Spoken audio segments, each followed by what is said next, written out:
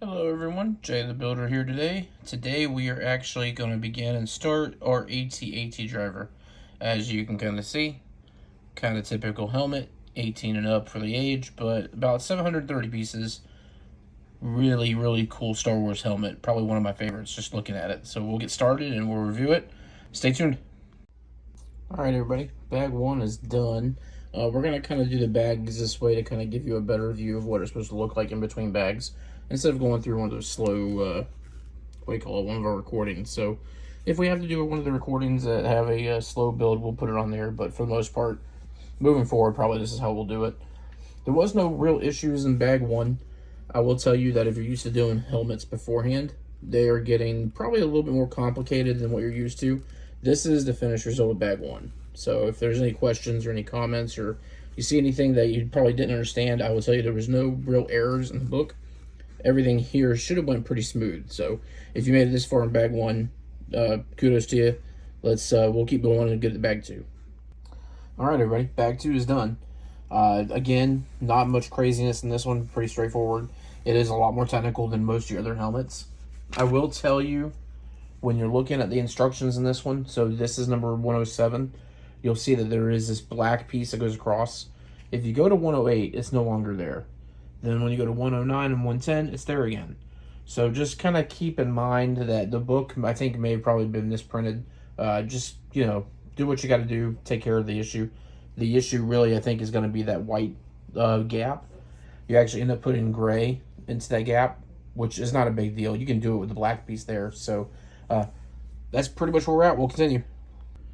Alright guys, halfway through. We got the sides done. Pretty cool build so far. Nothing crazy. No big issues. It does kind of look like a Decepticon though, I ain't gonna lie. That's a pretty cool look on him.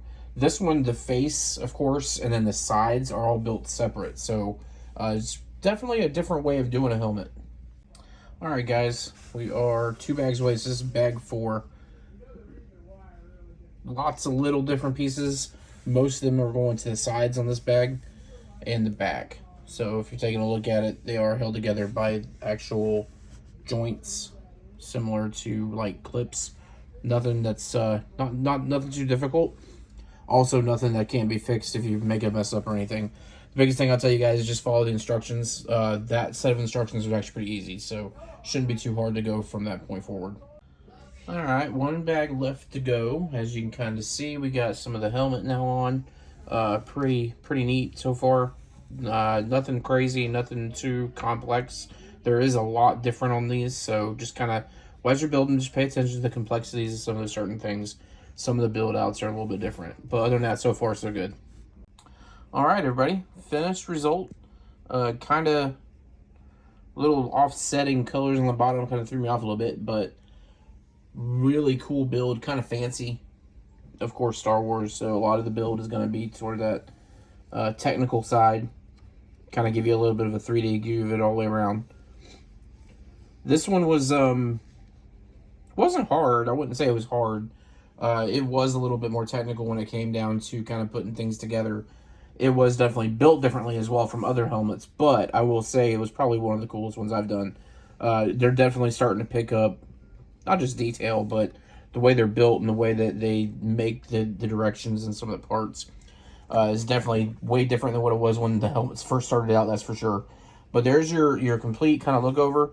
As you're going through and you're doing these, just kind of keep in mind some of these are, as you can kind of tell, they're a little loose, but they're Technic, so, kind of expect it. But when you're doing it, the biggest thing I'll tell you is just kind of make sure that if you don't have the room for them, remember that you can play. They're removable for a reason.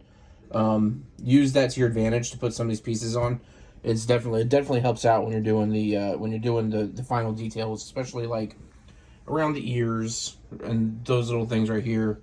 On the back, definitely make sure your pieces are together up top, because if not, some of that kind of doesn't go on as tight and nice as it should. But yeah, it's all complete, guys. So that's pretty much it for this one. We do have Beauty and the Beast Castle coming, and Brienne's excited for that. We have a few other things in the pipeline to kind of give you an idea of what we're also doing. We have much more to go, so there is a lot of work being done here in the room Those are, we're going to put the helmets probably for Star Wars on the bottom. But to kind of give you an idea, the whole thing will be Star Wars if I have my way. So we'll see how it goes. But yeah, guys, like, subscribe. We got a lot coming. Thank you.